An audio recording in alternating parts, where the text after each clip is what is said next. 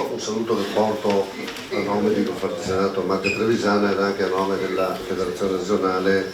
perché il Presidente Bonomo è impegnato a livello nazionale, quindi mi ha chiesto di portare anche il suo saluto. È evidente che a noi fa piacere che questa iniziativa abbiate scelto di farla a Treviso. È vero che abbiamo creato un percorso che, partendo dalla nostra ricorrenza del 50°, abbiamo voluto creare anche a Treviso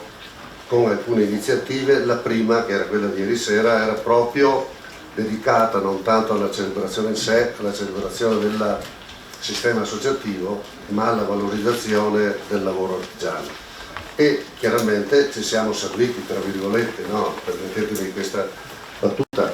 del vostro settore, perché è evidente che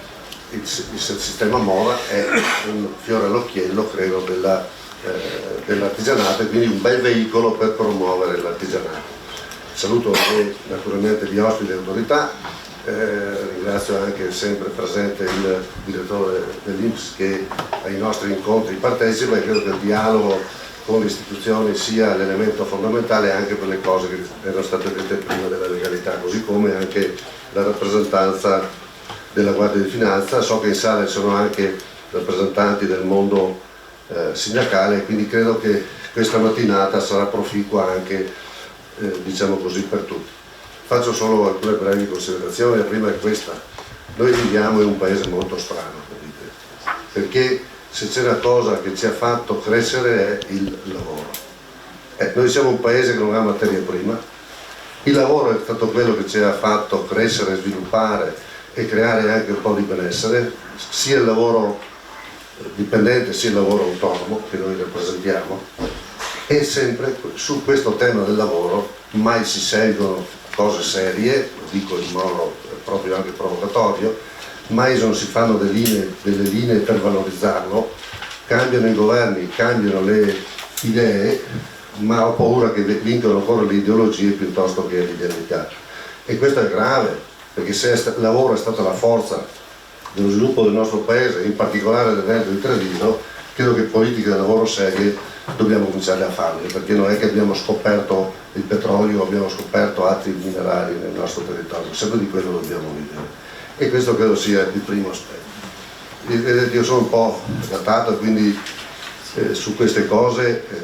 un po' di esperienza l'ho maturata, e mi ricordo che quando avevamo al fine degli anni 2000, prima della crisi, eravamo in un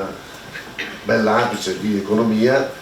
tutti quelli che pensavano di sapere dicevano che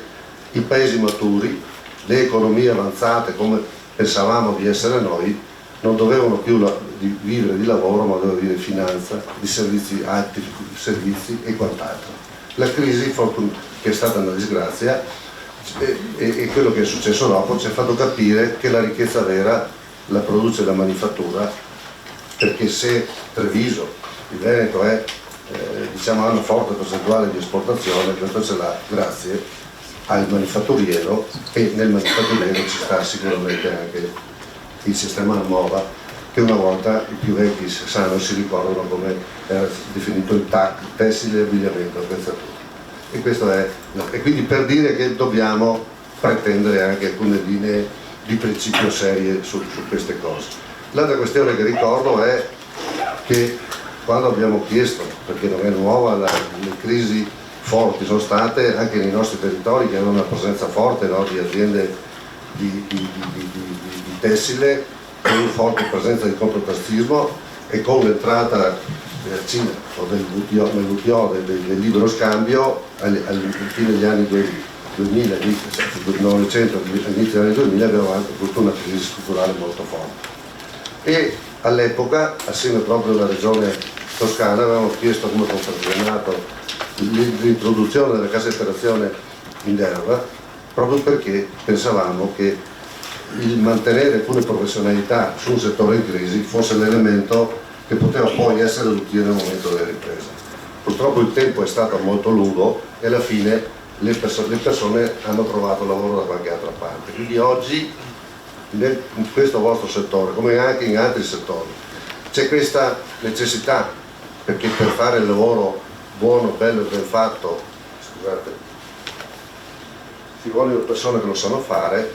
Tante aziende che avevano delocalizzato oggi ritornano, ma il problema è trovare le persone che sanno fare i lavori e pagarle giustamente anche il prezzo giusto. Io credo che su questo ci debba essere l'impegno di tutti, l'impegno nostro a valorizzare il lavoro, e quindi anche iniziative come quelle di ieri sera, iniziative che fate voi, iniziative che fanno le categorie, di far vedere che oggi il lavoro non è più manuale come un tempo, è un bel e un buon lavoro, devono essere fatte per invogliare i giovani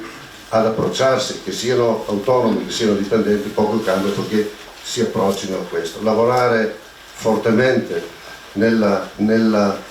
rapporto con le scuole, soprattutto istituti tecnici e scuole professionali, perché si cominci a riprendere questa cultura. Io credo che non ci siano altre strade, se noi vogliamo che questo Paese riprenda un po' di dignità sotto l'aspetto generale, il lavoro dovrebbe essere la prima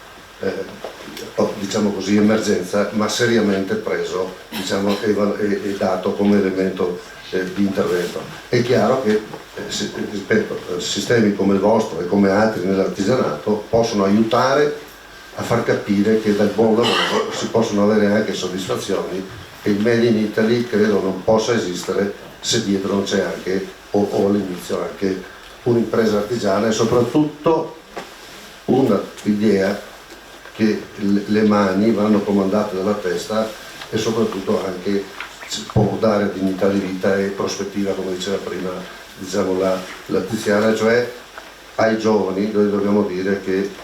attraverso il lavoro, il buon lavoro, si può sicuramente avere anche un futuro. Grazie a voi, grazie della presenza, e sono convinto che chi partecipa stamattina troverà anche un po' di formazione, oltre che informazione, e qualche nuovo stimolo per continuare nell'attività.